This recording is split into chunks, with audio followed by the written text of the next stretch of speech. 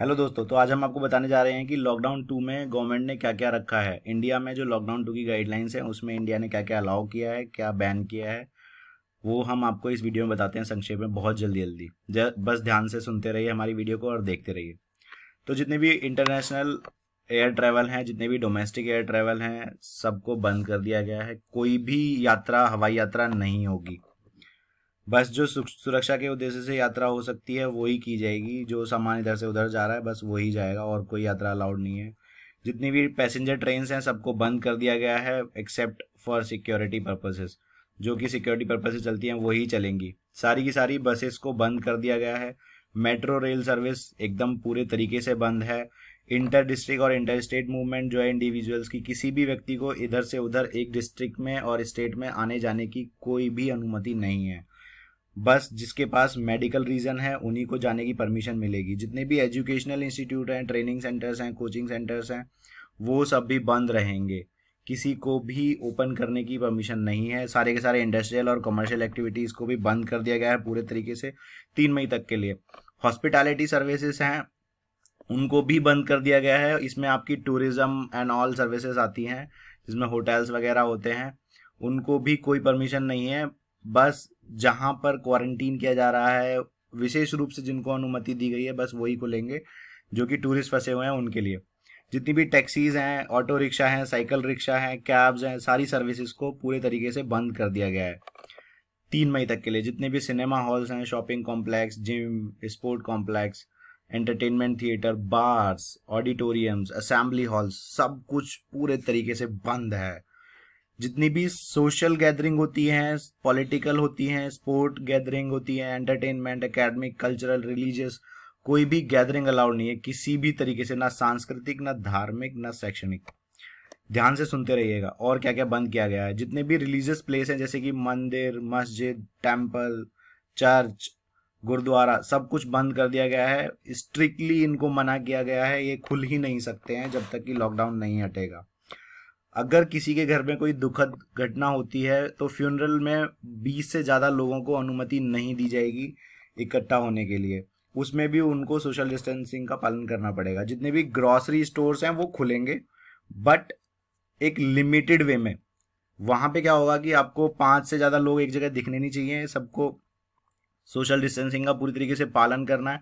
अगर आप अपनी गाड़ी से जा रहे हैं तो आपकी गाड़ी में एक बंदा ड्राइवर हो सकता है और एक पीछे की सीट पे बैठा होगा, 2 ही लोगों को परमिशन है। उसके अलावा किसी तीसरे बंदे को गाड़ी में, 4 व्हीलर में परमिशन नहीं है।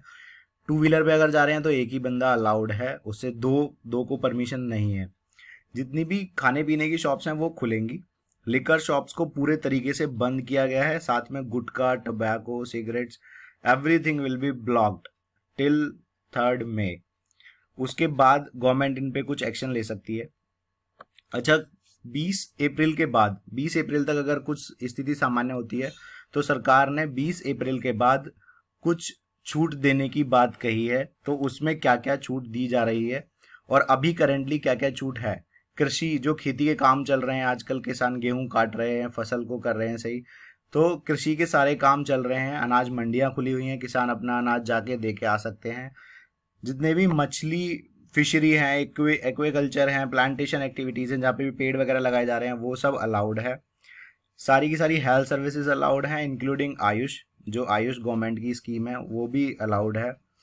जितनी भी शॉप्स हैं जहाँ पे कि मशीनरी, फार्म मशीनरी मिलती है जिससे कि कृषि का काम होता है, वो सब भी ओपन रहेंगे, उन सबको अलाउ किया गया है।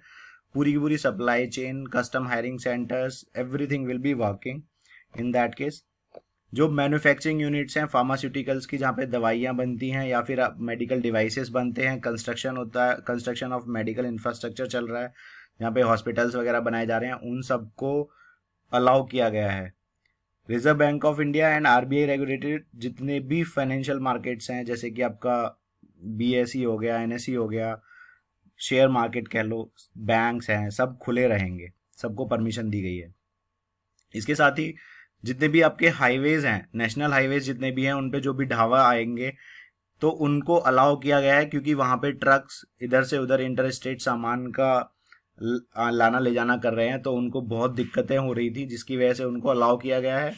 ट्रक्स की रिपेयरिंग शॉप्स को ओपन रखा गया है। गवर्नमेंट के कॉल सेंटर्स हैं उस गतिविधियों को ध्यान में रखने के लिए, तो उन सबको भी अलाउ किया गया है।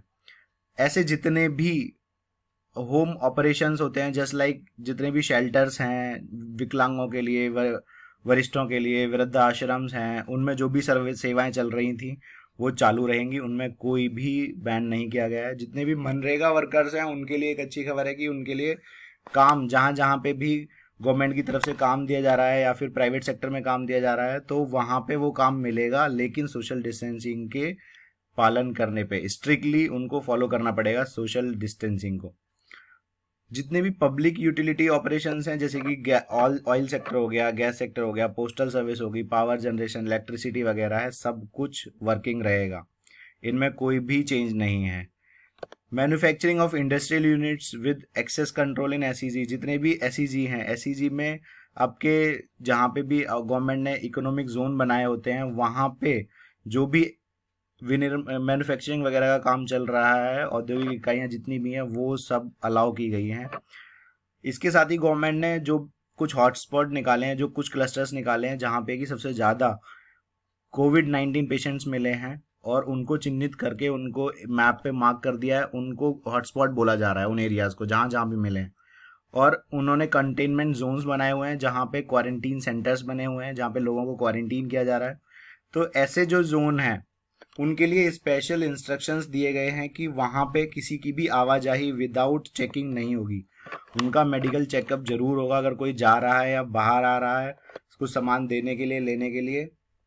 बस एसेंशियल सर्विसेज वहाँ पे अलाउड हैं, अदरवाइज वहाँ पे कुछ भी नहीं होगा, कुछ भी अलाउड नहीं है उसके अलावा।